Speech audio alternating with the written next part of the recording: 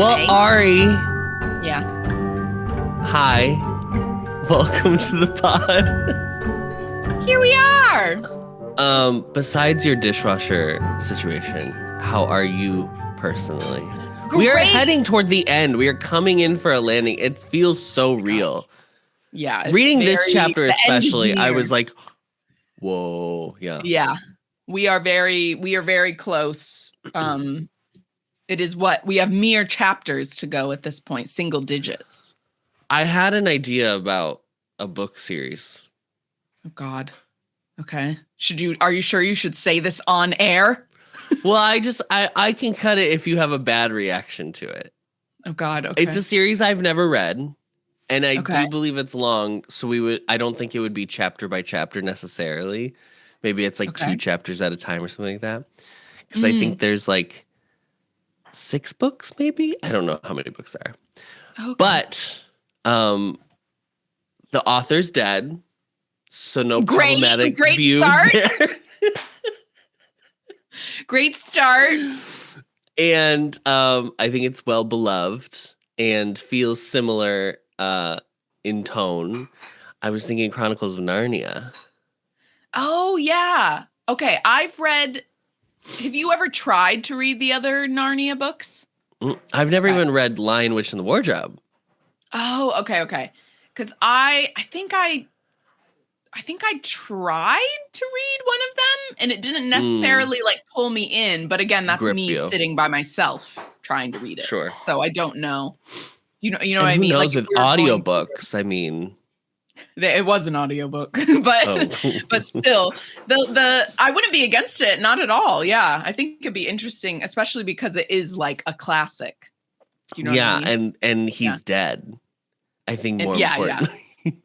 And he is passed. Yeah. He's not on Twitter, which I think is like a real pro of C.S. Lewis. Oh he's not actively on the internet on right Twitter, now. literally this week. Yeah. Well, we'll think about it. We'll think. Sorry, y'all. I don't think, at least not immediately, we will not be doing Twilight. Not immediate, maybe eventually. I mean, it's another author with problematic views at the end of the day. That unfortunately, as well, yeah. That's it's just true. Hers are Mormon. That's her problematic views. God. Hey, she loves TXT. So that's something. Oh yeah, she's a Moa, isn't she? She's a Moa. Mm-hmm. Well, Ari, that's actually not what we're here to talk about today. Okay. No. Ari, this week we read chapter 34, The Forest Again. What happens in the chapter?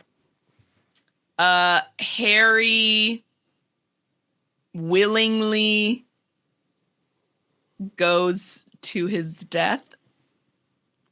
Great. Awesome. I'm like, he accepts his fate and goes into the forest, basically. Like, or maybe comes to terms with his fate is better by like how this chapter starts off, but he comes to terms with his fate and seeks out Voldemort in the forest. Pretty much. Yeah. And realizes the significance of the snitch finding just before. Yes. I did not remember what the fuck was in the snitch, so I was like, okay, yeah, that's right, yeah, okay, yeah. What did you think when you read it? Then were you like, oh, right, or were you just like, I don't have any memory of this? I have no memory. I remember like them walking him. Yeah. Can you not? He's like, I will be heard. But I didn't remember. It's also glazed over so quickly the way he like opens it.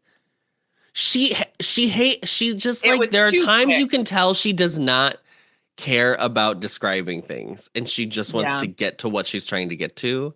Yeah. Because it's like he like has the realization and then he like says like, bitch, I'm about to die.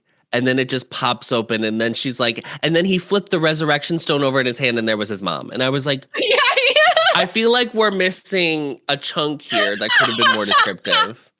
You gave us 30 chapters of camping. I feel like you could take an extra paragraph to be like, The stone was small and black. It was pointy on one end, like nothing. Yeah, so call out that how long the camping went on, Adam. That's right. Jesus. That's a perfect thing to compare it to as well, to be like, God, the camping went on forever. Come on. Give us a little bit more detail about the stone. It was a small black stone with the hollow symbol carved onto it, right? Like that was all we got. Yes.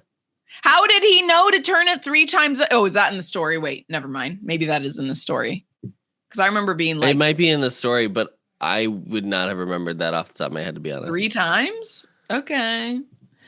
Anyway. So the chapter opens with Harry lying in the headmaster's office on the carpet, and the reality of what is like his fate basically is like sinking in.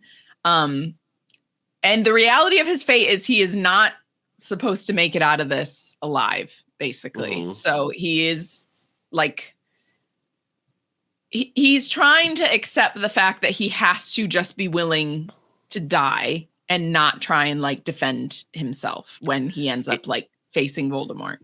It was so funny reading this now because like, I'm sure the first time I read it, the big takeaway was like, oh wow, he has like, I have to die. Yeah. Now reading it, I'm like, your takeaway should be how gross Snape is. Oh my God, we don't even talk about Snape. He doesn't even acknowledge it. He is. It's so crazy. I mean, to be fair, he literally just found out he has to die. So it's completely understandable, actually. But it's so funny because this is all. There's not a minute wasted on being like, he was quite overwhelmed by seeing the truth of Snape and his mother. Like, do you know what I mean? Like nothing. Yeah. And he doesn't even like reflect on like any of the memories of his mom. He's just like, and then he realized he had to die, and he was just a pawn in Dumbledore's plan. Adam, male emotions, come above any female experiences. Don't you know this, Adam? Especially when it comes to she who must not be named, God. Oy, oy, oy. So there is this like, I did like this, I don't know what you call it, like cruel comparison of like, he's trying to come to terms with his fate, but he can physically feel his heart beating in his chest. The what is the, not hypocrisy, there's a term for that. There's a term where it's like a kind of a cruel irony. A cruel irony. Like my dependence on you. That's a line from The Emperor's New Groove that Yzma says to Kronk. Oh! It's called a cruel irony, like my dependence on you. When she's talking to Kronk. Yeah. Yeah. And yeah, he thinks like he's basically in his head going through all the times that he like just narrowly escaped death. And then he kind of like wishes he had died one of those times, which is quite a dark thought to have. And then he's also at the same time coming to terms with like there was a bigger plan, and it wasn't just simply that Dumbledore was trying to like help him survive. Right. So he's like, he told me that I was going to have to destroy these Horcruxes, but I'm basically having to do that before I then have to in turn sacrifice myself. So it's kind of like he basically had a job for him to do before then he would have to lay his own life down. Mm-hmm. So he also, I like the moment where he thinks about, he like says like all the other times he'd ever died, he'd never even actually considered the concept of actually dying because he said his like will to live had been outweighed his fear of death. Yeah. Yeah. And I also was like, yeah, and also you were a teenager, and teenagers do not really think about their own death. No, yeah. But basically he's like, oh, but Nagini is still alive. Yeah. He trusted me to do this, but the only thing I haven't done is I haven't destroyed the snake. We know that much. Sorry, past Ari. I don't know what you were trying to tell me. And then he starts thinking about Ron and Hermione. And then he's like, I don't think I'm going to tell them what I'm about to do. I'm just going to. I mean, that's probably smart. It's very different from in the movie. And then wow, I don't remember. Yeah. That'll be interesting. In the movie. And he's like, I'm just going to go straight into the forest. I'm going to put my cloak on and I'm going to go into the forest and I'm just going to do it. Speaking of Lion, the Witch, and the Wardrobe, Adam, this is like essentially what Aslan does. It's the whole Christ storyline, you know, Christ narrative. Christ figure. Oh, I love Aslan. That's another character I love. So he ends up leaving the headmaster's office, and then he walks through the castle, which is like he reflects on how empty it is at this time because everyone's like in the Great Hall, pretty much. I think we're supposed to believe, or clearing out like how we're about to find Neville in a second. Oh, Ari, I'm gonna cry again. I cried reading this part. It's okay, I know it's really sad. So he ends up putting the invisibility cloak on because he obviously doesn't want to have to like interact with anyone. And then Neville nearly walks right into him because very devastatingly, him and Oliver Wood are carrying the body of Colin Creevey, who must have snuck back into the castle to try and help with underage. The Battle of Hogwarts. It was. I think it's the because I remember crying at this the first time I read it too. And I think it's the specific, like, his bravery of, like, coming back to help fight. And she draws the parallel of, like, he came back kind of like the way, like, Draco and Crabbe and Goyle did. But, like, obviously his was for good intent. Yeah, yeah. And he's so, at this point, because how many... Is he came in the second book, so he's 1 year younger than Harry. He's the sixth year. 16 at this point. Yeah, 16. Maybe not even turned 16, depending on like what time of the year his birthday is. And then his brother is 2 years younger than him. I can't remember now, to be honest. Yeah, he comes in fourth year, I believe. Okay. Which obviously they haven't mentioned his brother yet. And then Wood is obviously, sadly, because he's like so light, Wood is able to carry him by himself. So then Neville, there's like a minute kind of where Neville like wipes his brow, and Harry observes that he looks like an old man. Like he just looks like so worn out. And he kind of like leans on the archway of the door for a second before he goes out to try and kind of bring in some of the other bodies of the victims. And so then Harry like looks back at the Great Hall one last time, because obviously we know that this is like this is Harry's home. Remember, like we were with Harry through this whole journey of this was the first place he ever felt like he was at home. So he's kind of getting one last look at just that. Just like Tom Riddle and Severus Snape. God, yeah. I mean, you're not wrong. So out like onto the grounds, and then he decides that he is going to actually tell Neville about the snake, because then at least someone else other than him will know. So then there'll be 3 people again. So when he dies, technically it would only be Ron and Hermione, but now Neville will know as well. So when he appears to Neville is like really startled, obviously, because Harry was under the invisibility cloak. And then Neville is very concerned that Harry is going to sacrifice himself to Voldemort. So Neville's like, you're not going there, are you? To which Harry's like, oh, no, this is something else. This is like another plan that, you know. I just won't be around for a little bit. Yeah, I'll just be like out of sight for a while. And so then, he tells Neville, like, you got to destroy the snake. Yeah, blah, blah. And then Neville's like, okay, cool. And he's like, just like, promise me, you'll do that. And Neville's like, yeah, I will. And then Harry like goes to leave, and Neville's like, we're all going to keep fighting. So like, we're with you, basically. And then Harry's like, yeah, okay, cool. And then like, he puts the cloak back on and he heads out back onto the grounds, continuing towards the forest. And then he comes up to Ginny, who is comforting a girl who's been injured. And this girl is like, I want to go home. I want my mom. I want to go home. And Ginny's like, yeah, that's okay. Like, what, like, we'll take care of you. You're going to be okay. And she's, I think, just like basically offering her comfort, because clearly this girl is like distraught. We don't know how bad the injury is. Like, it's hard to know if this is like, we don't even know who the girl is, which is crazy, because if you think about it, technically the only people who are supposed to have been there are people in Harry's year. Yeah. So you would think he would like recognize. I mean, yeah. I don't know.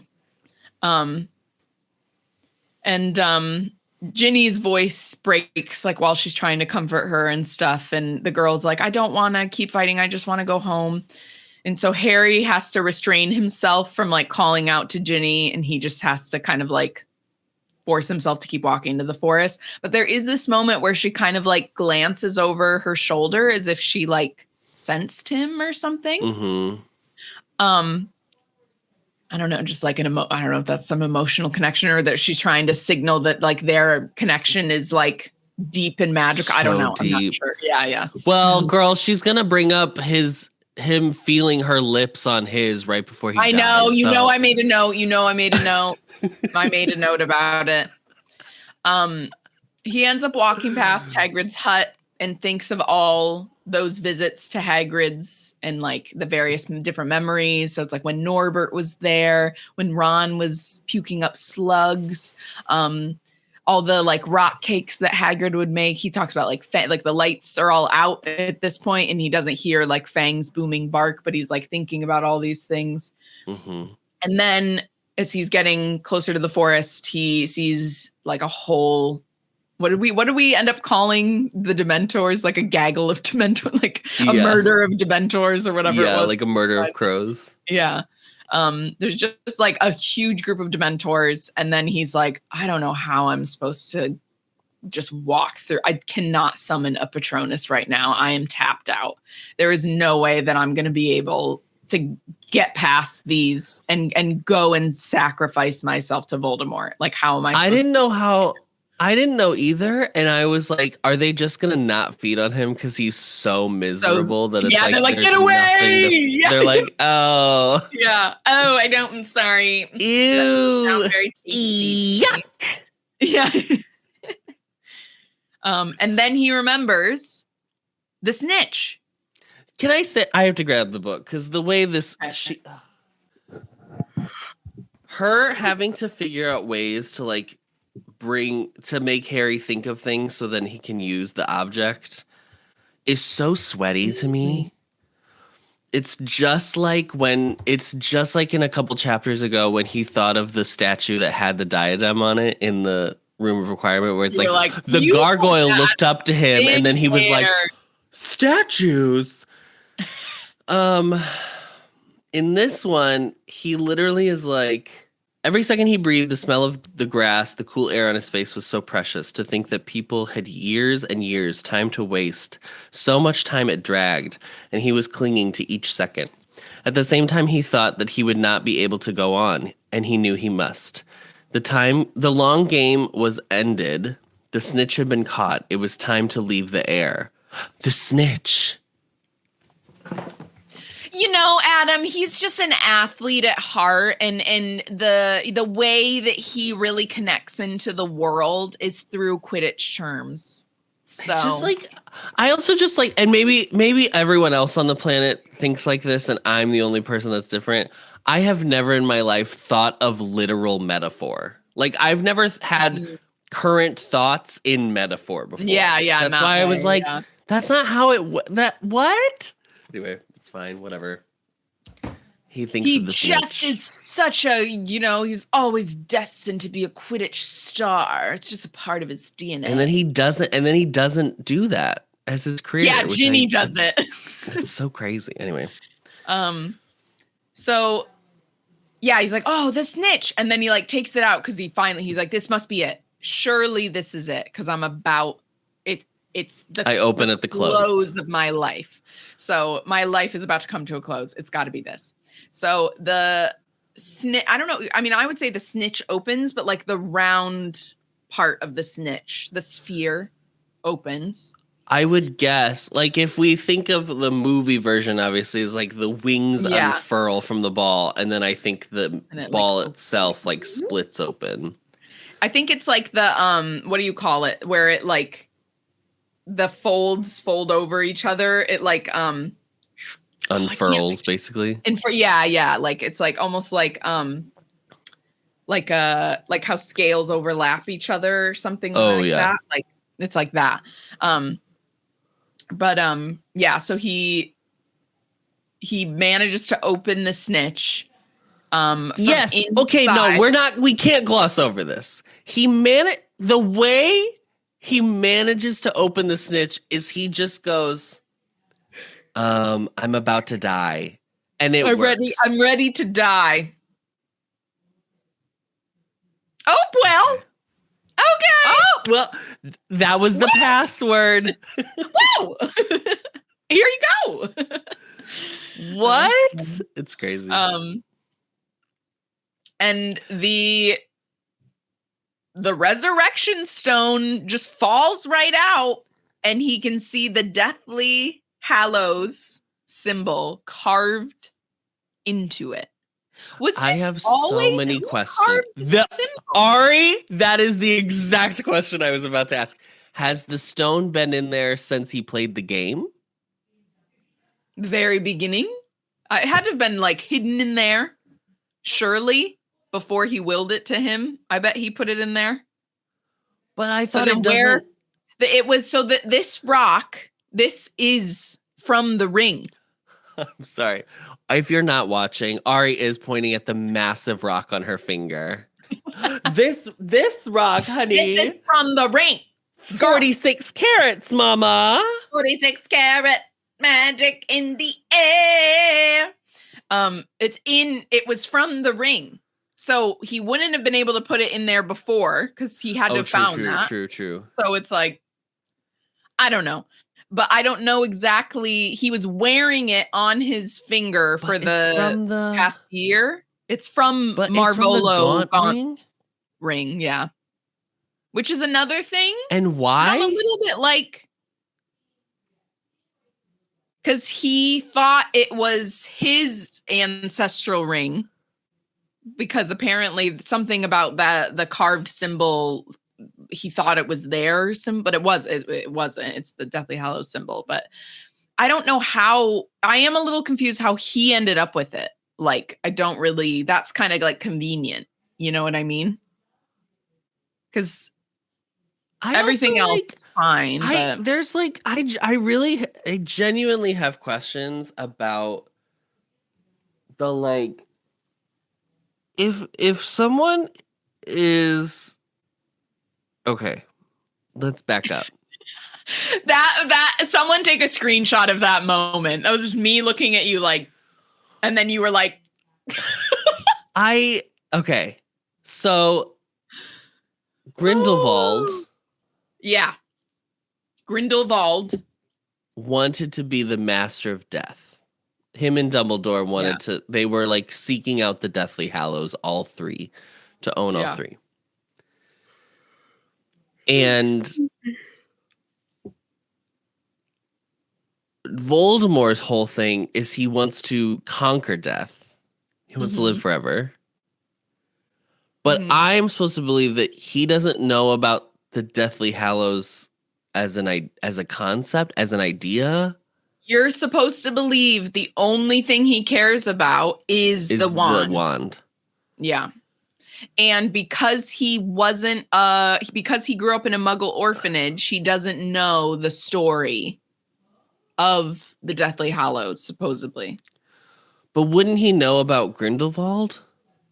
This is the part that I get really confused by, because like, isn't it like if Grindelwald's symbol is the Deathly Hallows symbol? Yeah. But people, I guess, don't know that that's what that really is, because it's supposed to be like a Xenophilius Lovegood is like a kooky guy who like has connected dots or whatever. Yeah. But I also feel like he'd be interested in it because of Grindelwald. Like, I just feel like Grindelwald is too much of a similar concept to what Lord Voldemort is trying to do. For him to not have him know that the ring that he made a Horcrux has the symbol of Grindelwald on it. Even if he doesn't know what the Deathly Hallows are, fine. Yeah, he would know that symbol is the Grindelwald symbol because fucking Crumb knows that it's the Grindelwald symbol. And I think Voldemort doesn't know it's the Grindelwald symbol. And also, he made the Resurrection Stone a Horcrux, but the Resurrection Stone is just fine and dandy. Nothing changed about. Right. It's like, oh, and now it's just normal again. It's cool. It works fine. It was you had to turn your Resurrection Stone off and on again, and then it works fine. Yeah, just reboot it. I mean, the whole thing with like the Grindelwald of it, maybe because he failed, maybe Voldemort isn't that interested in. I don't really know. Like, obviously, I'm just trying to like find an excuse. Like, why wouldn't he? But it is very strange that it's like in all the lore, in all the any way of staying the master of death, like this didn't come up at all. Like, you want to never die. Right. So wouldn't it come about to the extent that you're doing Horcruxes? I guess maybe because he learned about the Horcruxes in school, we're maybe supposed to just believe this was always the way that he thought he was going to achieve it. And so he didn't look into anything else. Maybe because he found this like guaranteed way. He was like, I don't need to look into anything else. This is my plan. Yeah, I don't know. That's my best guess. Well, good thing that the Horcrux, which is like one of the most incredibly dark magic things in the world, didn't affect the Resurrection Stone in any way. I guess the Resurrection Stone is made by death, so it would be. But then shouldn't it not even be used? Shouldn't it? It shouldn't be able to be made into a Horcrux then, you would think. So it was just like the ring, like the inset of the ring itself was what the Horcrux was, not the like stone. Yeah, the band. Like just the band. Yeah. We'll say that, yeah, sure. Well, that's our canon. HP Anxious canon is the stone couldn't be affected by it, but the band, sure. Sure. But that's also if you believe the fairy tale that literal death made these objects. Yes. Yeah. Where did this come from? Yeah, it's like, which is also like how much of that is real and how much of it is like the fairy tale version of these like really powerful wizards that made these. Yeah. Don't know. Oh, it's so funny. So yeah, so you know what? At this point, sure. We're mere chapters away. So he closes his eyes and he turns the stones 3 times. And then he knows before he even opens his eyes that they're going to be there because he could hear like some type of shuffling sound. And when he opens his eyes, well, they were tap dancing. He heard them shuffle off to Buffalo. So he was like, oh, they're here. Flat ball change. I like the idea of like they're all doing a different like type of dance as well. Very like in the Peanuts cartoons when all the Peanuts characters are like doing their own like. Oh, we both did the same one. I always like the one where he's like, yeah. That one's so cute. Oh yeah, that one. And then Snoopy's like, yeah, he's like mouth all the way up to the sky. It's that time of year again as well. It's coming up. Mm-hmm. Gotta watch Charlie Brown Christmas. Where was I? So he opens his eyes and he sees James, Sirius, Lupin, and Lily. And they're all like Marauders. Smiling. The Marauders plus Lily. Lily has no friends.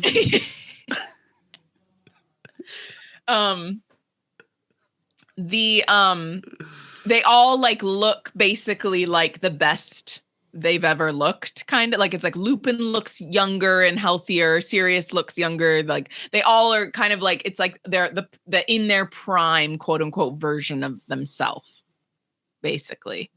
Can I say one thing? The one edit I would make to the scene that I think would have made it better. I like Sirius and Lupin being there, obviously. It should have been the Mirror of Erised scene where his entire lineage like shows up. Oh, yeah.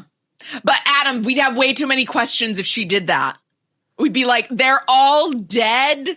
What do you mean? Nobody survived. He's the last remaining member of this entire family. Potter to ever exist. Mm-hmm.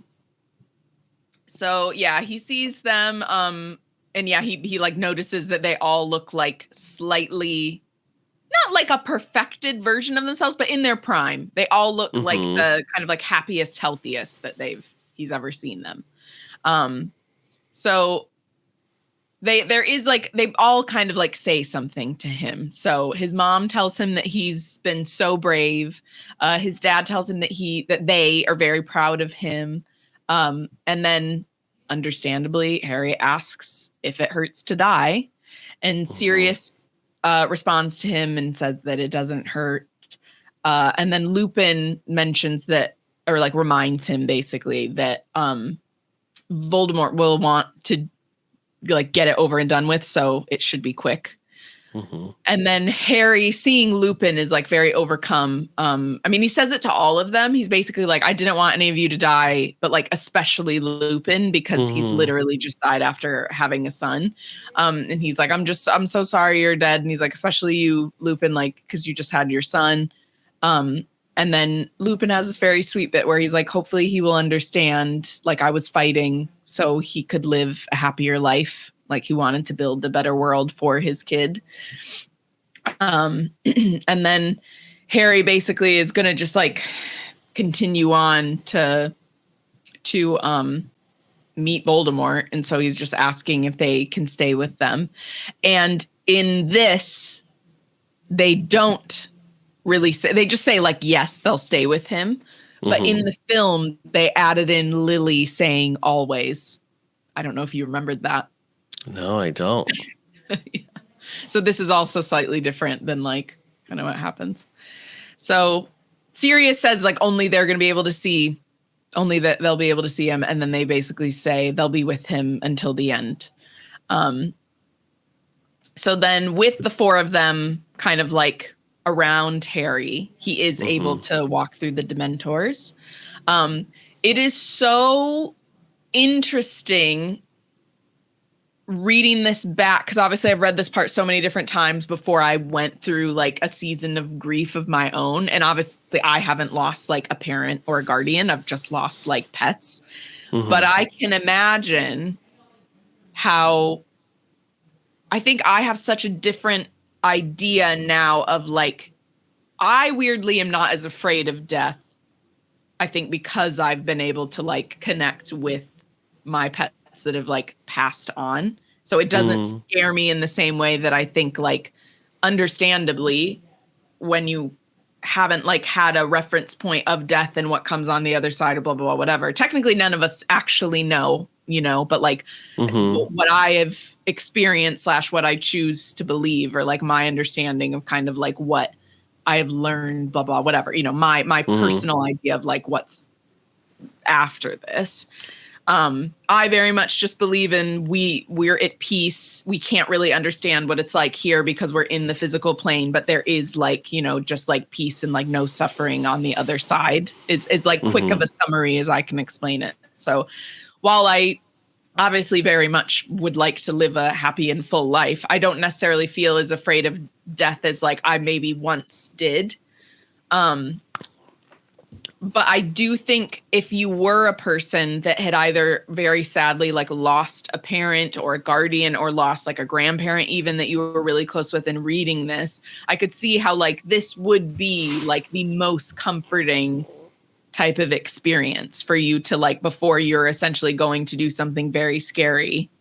Your two parents who you never actually got to have a relationship and then their best friends who were essentially like two people that you were able to bond with after they pass, all being with you. I can see how that would be like just a very comforting thing to read as a person that experienced that type of loss, but also putting yourself in Harry's shoes, like probably would have been the only thing that would have been able to get him to go to move through, basically. The Dementors specifically, because we know that the Dementors are like Harry's like Achilles heel, like he that was his thing in book 3, you know, and he can't produce a Patronus right now because so they're able to get through the Dementors. He's walking deeper into the forest, and then it's Yaxley and Dolohov. I think it's just the two of them. It's just two. Okay. It's just the two of them. Yeah. It's just the two of them. They're like essentially like the scouting party, kind of seeing, they're up ahead of everyone else to see if Harry is coming.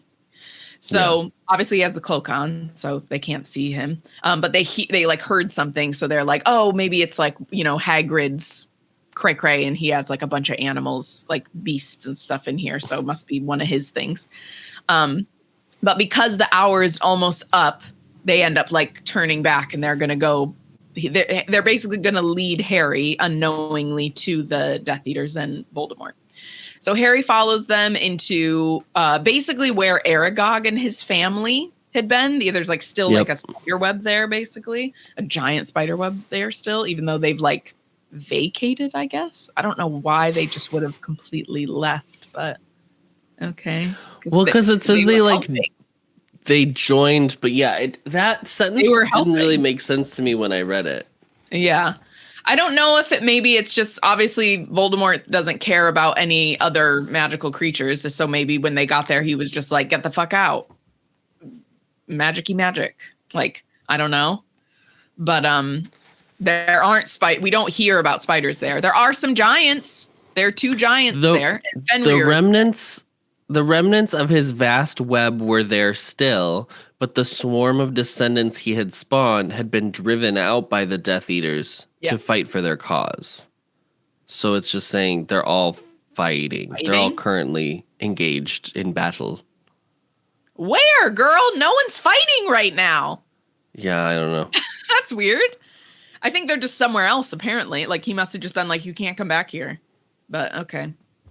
But yes, there are, all the Death Eaters are there. Fenrir is there. 2 giants are there. And then Lucius and Narcissa are there as well. They're all looking at Voldemort. And then he literally looks like he's like, I think Harry said praying. Like a child in prayer, almost in like a weird way, like praying with the Elder Wand in his hands. And then Nagini is still like in her little enchanted gloop. So Dolohov says that there was no sign of Harry. Bellatrix is like about to say, I think it was like, I'm trying to, how would you, if you had a big long wand? I feel like that's how I would do it. Yeah. Pinch it between your fingers. Yeah.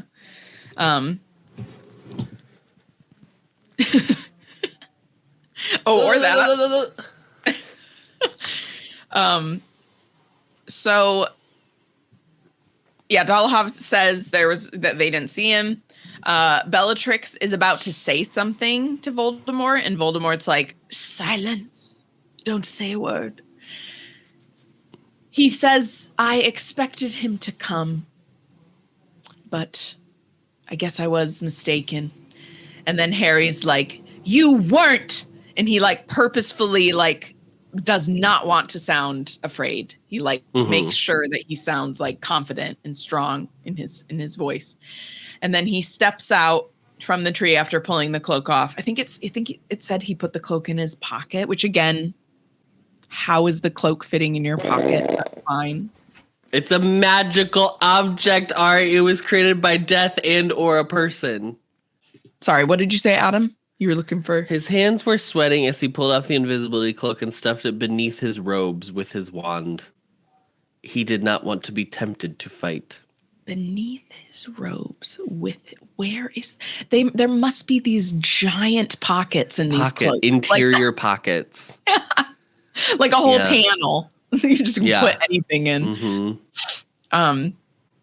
Well, they don't have book bags. They don't have backpacks. No. So he also lets the resurrection stone fall to the ground, and then the four of them vanish, which I was like, maybe hold on to that. Well, I also was like, but they said they'd be with you to the end. So just. Girl, I know. So that's why I was like. Unless you mean it's fine that they left because it is the end? No. I think it's fine. Whatever. I think for Harry, probably if I was guessing, it's more that he doesn't want them to see. Or like whatever. I think would be my guess. I don't know. I don't know. Yeah, I don't know. It's so weird because there are some things she's so descriptive with. Like all of his like interior like thoughts about death heading toward the forest. And then we stop hearing his thoughts. And it's so as soon as he has to do action, she cannot do both. She cannot write him having thoughts and also a scene going on. Like she finds it very difficult to do so. And it drives me crazy because I'm like, these are the things that I think are the most important. Yeah. But that's fine. So yeah, he just drops the resurrection stone. I don't think we ever hear. I'm trying to think if we ever hear about it again. I can't tell you. I don't know. I don't know if it is just lost forever. If he goes back and gets, I can't remember. But all that to say, he steps out from the tree and he like just zeroes in on Voldemort. It's like him and Voldemort. And for him, he's like, he does hear that the crowd like reacts. Some people are like laughing. Some are there's some gasps when he steps out. Voldemort approaches Harry. Hagrid calls out for him. We didn't know until this point that Hagrid is that they have tied Hagrid to a tree. Yeah, he's tied to a tree and he's trying to release himself to try and like help Harry. The blonde Death Eater silences him. Is that Doll? No. Is that Doll? Huh? No. There's that big blonde Death Eater that silences him with like clicking his wand. Cataract. Cataract. Bellatrix fucking weirdo is like. It says like, her heaving breast. Yeah, I was like, you need to chill. You are so messed up. She's like, so horny for this moment. She is so weird. She is flicking her little bean under her robes over this moment. No. I hate it. I was just like, oh, which I know is the point. I know to clarify, I know the point is that you're like, oh, she's like sick. She's like just horrible. She's a sadist. She's horrible. She's demented. I was just like, bleh. And then so it's basically like not like moving in slow motion, but it kind of is like we're at this like standstill of like Harry is kind of like looking at the snake. He's like, oh, I wish I had like one last opportunity to like take it out, but I'm not going to get a chance because if I try and pull my wand, then everyone's going to kill me. And I have to just stand here and let Voldemort kill me. And then he's kind of like Neville knows now. So like, hopefully they'll be able to do it. Hopefully they'll be able to figure it out. Harry and Voldemort are just like staring at each other while everyone around is just like kind of like frozen, waiting, expectantly. And then Voldemort like tilts his head to the side and like looks at Harry in like a very like kind of like animalistic considering way. And then Harry thinks about Ginny and the blazing look in her eye and what kissing her felt like. And I was like, it's so strange. It's so weird. Like I feel like it puts such a fucking shitty tone on the end of this chapter. It's like a weird, like lusty kind of memory. Like I understand the blazing look in Ginny's eye, but like that was when she was like looking at him blazingly with like passionate lust. So I was a little bit like, it would have been more appropriate if it was like he thought of Ginny, he thought of Ron and her, like he thought of all of the people in his life. It's just, I don't understand why she all of a sudden, let's say with the 5th book, all of a sudden was like, I think I can write romance too, because Mama, you cannot. And you certainly can't from a teenage boy's perspective.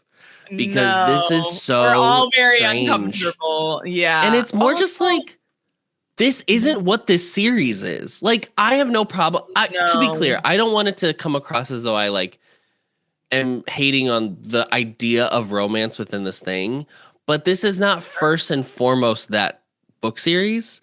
So for his dying moment to be thinking of his lips locked on Ginny, when that is not a plot, B plot, C plot, D plot, like it's like a G plot of this book series. Like it would be more like, that's why I'm like, just hold on to the thing. So then as he's facing him, he can glance out of the corner of his eye and see like his mom and his dad as he's about to die. Like, I feel like that would have been way more powerful and thematic to what the whole series is, as opposed to like you said, like him, Ron and Hermione and Ginny somewhere like out, like when they were having dinner together one night or something, like when he gave them when him, Ron and Hermione were all together and they gave each other it's because they're not tactile in the books.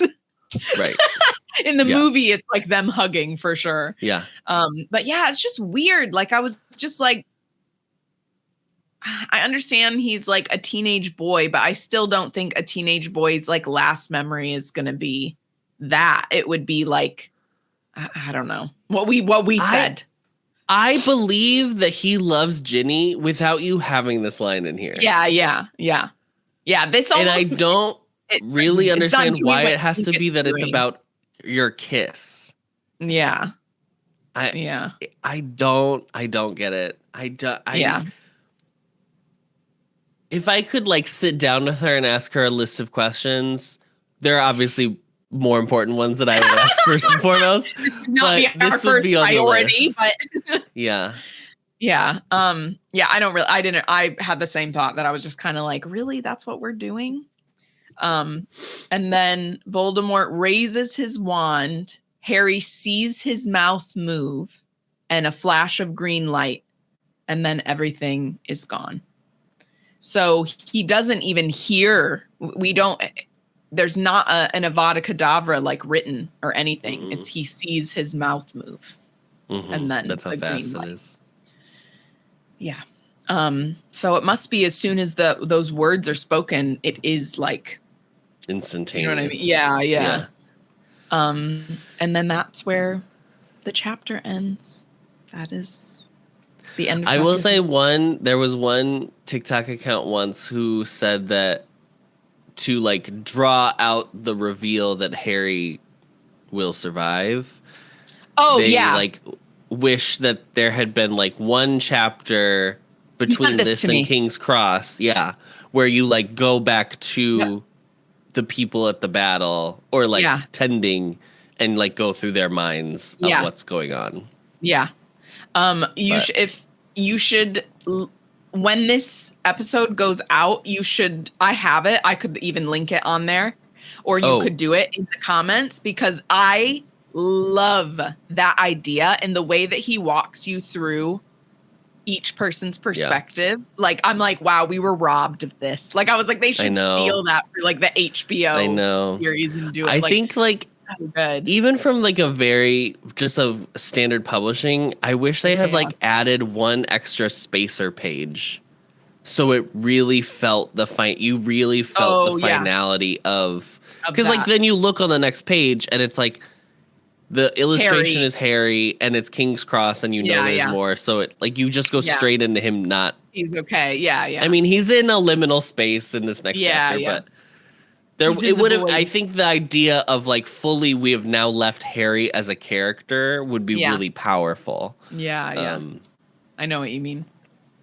Not that I'm trying to make this book any longer than it needed to be, but yeah. Well, great job, Ari. Thank you. Thanks for listening. Oh, I'm always happy to listen to you. All right. Well, that wraps up this chapter. Next week, we'll be reading chapter 35, King's Cross Station. Okay. That's going to be a long one. I'm going to be honest right now. It's going to be a hefty boy. Yeah. Let me see how long. And half of it is just going to be me asking, is it really Dumbledore, or is it Death masquerading as Dumbledore, or is it Harry, a figment of Harry's imagination? Is Dumbledore God? Is Dumbledore God? Is Dumbledore Jesus? Okay. On chapter 30, the sacking of Severus Snape, Alexandra says, in regards to Harry using Crucio, I think she wants us to think that Harry might be capable of using Avada Kedavra. He already has used Imperio, now he's done Crucio, so maybe we were supposed to be scared that Harry might use Avada to finish off Voldemort. But of course he doesn't, and that's what makes him the hero. Personally, I don't think it works, and I would have preferred Sectum Semper to be used against Amicus as a callback to Book 6. Oh, yeah, for sure. And Alexandra is also from Indiana. Says, I always forget you guys are Hoosiers too. Yeah, I know. So sorry to you as well. I know. No, I mean, there's some nice parts of Indiana. I just hate that it's such a red state. Yeah. Okay. In chapter 31, the Battle of Hogwarts, Elizabeth Foster says, guys, I don't want the podcast to be over. What the heck am I going to do without you every week? I know you joke about it, but I really would die if you did a Twilight podcast. It would be so amazing. Not doing it. I'm really going to miss you both and hope you pick up something else after Harry Potter is done. Chapter 32, The Elder Wand. Francis Gerber says, 5 stars as always. Last chapter you mentioned the mandrakes, and this chapter the venomous tentacula. In Hogwarts Legacy, they are weapons. You grow them and you can harvest them and have them in your inventory along with potions that you brew. The mandrakes have a great effect when you pull them out. Your opponents put their hands over their ears and look like they are in agony. Then wouldn't they die, technically? I mean, because they're not fully grown mandrakes or something. But yeah, they should. They should die. The tentacula stretches out and bites. Your other battle plant is a chomping cabbage that rolls after them and bites them. A chomping cabbage. Chomping cabbage. Death by cabbage. Yeah. Okay, once again, back in chapter 30, Sacking of Severus Snape, Betty says, I agree with you that Harry's use of Crucio just feels so unnecessary and out of character. Wow, people really are passionate about this. And we're all in agreement. Yeah, exactly. Out of all the things he had to witness, Amicus spitting in Minerva's face is the action that warrants the use of Crucio. Not when Hermione was being, I guess, literally. I didn't know what, but there's some other stuff that you're like. Yeah. By the way, I finally caught up with you after listening to all of your episodes over the past year, and I wanted to tell you how much I've enjoyed following your reread and hearing you complain about those flawed books that were unfortunately nevertheless. Yeah. Oh, sorry, I read that wrong. Following your reread and hearing you complain about those flawed books that we unfortunately like. Yeah, nevertheless, right. So definitely 5 stars only. Thank you. Thank you, Betty. Drea says on The Prince's Tale, I have been waiting for y'all to get to this chapter because I knew exactly how this was going to go. I was not disappointed. Snape is trash. He is trash. Correct. I think one of the main reasons people try to redeem him is because Alan Rickman is just such a fantastic actor, and that I am 100% in agreement. We've literally said this as well, that we're like, it's because Alan Rickman is incredible, and we love him as well. Like, we get that he's incredible. In the movies, they make him through the middle books. I would say they give him a lot of bits. Yeah, that so make funny. him. Yeah, he's so funny in the movies that he's not in the books. He's really not a funny character at all. Mean in the books.